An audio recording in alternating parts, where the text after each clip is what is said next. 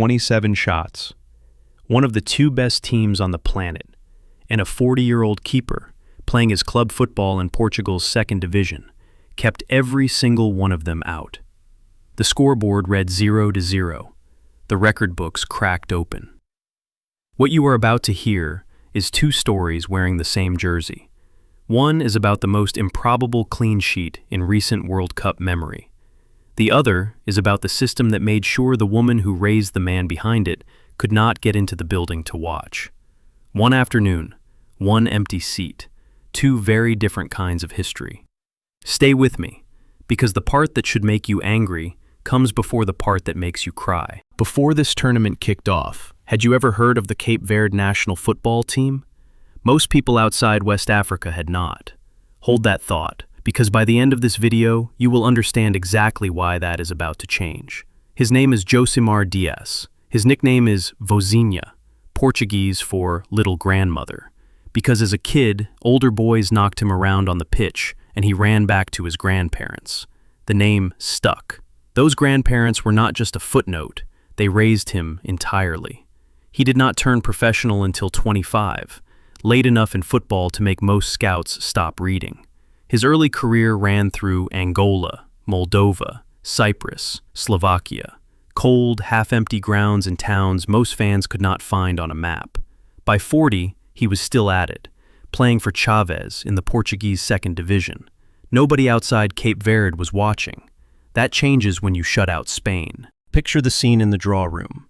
A nation of 500,000 people, smaller than most mid-sized cities, pulls a ball from the pot and gets Spain. At kickoff in Atlanta, Spain were ranked second in the world, behind only Argentina. They were the reigning European champions. Their bench alone carried players who would walk into almost any other squad at this tournament. Lamine Yamal, a teenager already feared across the continent, was among their weapons. Days earlier, Curaçao, another first-time World Cup nation, had been beaten 7-1 by Germany. Every pundit, every model, every betting market expected Cape Verde to absorb something similar. Their coach, known simply as Bubista, had other plans. Small nations do not apologize for existing. They just make Spain shoot 27 times and score none of them. Here is what 27 shots against one goalkeeper actually looks like. 6 of Vozinha's 7 saves came from inside the box, the close-range territory where keepers are supposed to lose. In the 39th minute, Spain worked a clear chance in front of goal. Vozinha flung himself at the striker. The ball hit the crossbar. A Spanish player rose to head the rebound toward an empty net, and Vozinha, somehow back on his feet, leapt again and shoved it away. By full time, he had recorded 68 touches, the most of any Cape Verde player. For a goalkeeper, that is almost unheard of. He was not just defending, he was running the whole game. At 40 years and 12 days old, he became the oldest player ever to appear in his country's first World Cup match. Cape Verde, only the 7th nation in history to avoid defeat on debut. When the whistle went, Vozinha did not sprint to his teammates. He dropped near his goalpost and wept. Later, he explained it. The grandparents who raised him, the ones behind the nickname, his entire foundation, had died a few years earlier. They missed the greatest day of his life by too little time. But then he said the other thing. His mother was not there either. Her name is Candida Evora, 59 years old, a house cleaner on the island of São Vicente. Between her and her son's greatest moment stood a fee she simply could not pay. The grandparents were gone. The seat was empty. That is where this story stops being about football. If you are still here, you already know this is not a normal World Cup story.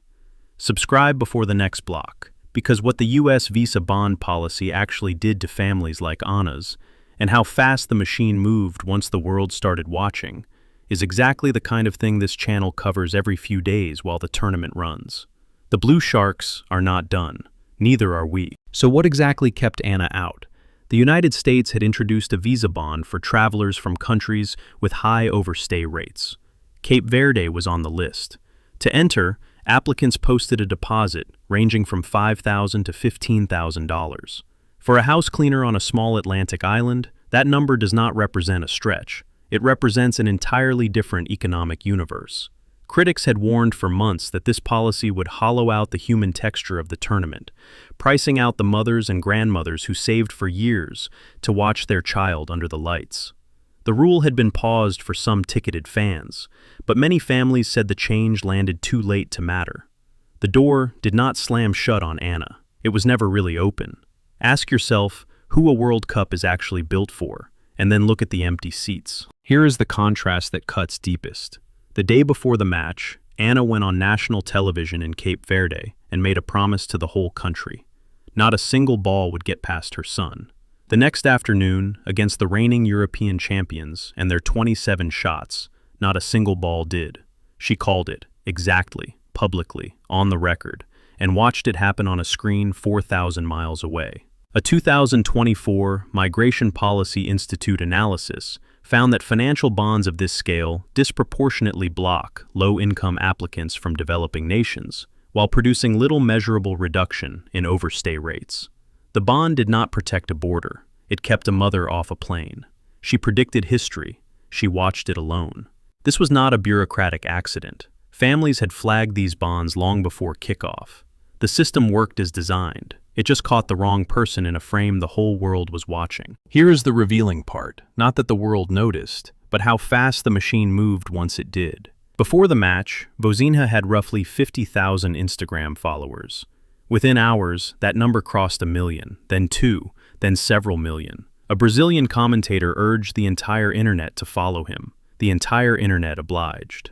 Then Hakeem Jeffries, the U.S. House Democratic leader, contacted Secretary of State Marco Rubio directly. No mother should miss her child making history. The Cape Verdean government engaged. FIFA engaged. The system that had kept Anna out for months found flexibility within days. On June 17th, her visa was approved. It took millions of followers to get one mother a visa.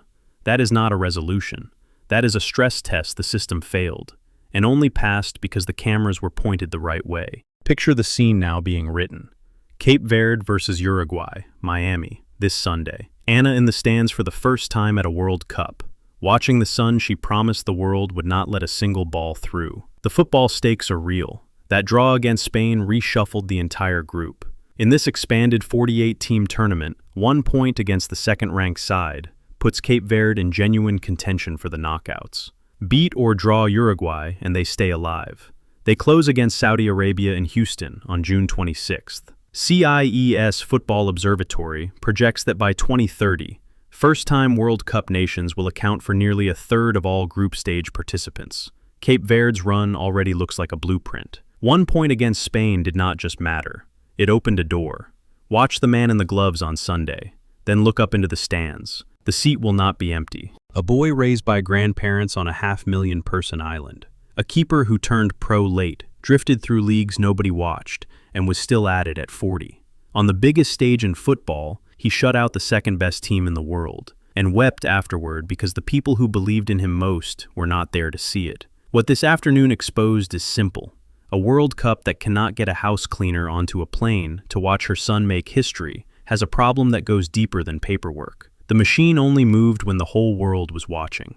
Next time, the cameras will be pointed somewhere else. Cape Verde play Uruguay this Sunday. Subscribe and stay close, because the granny in goal is not finished, and neither is the story he is writing.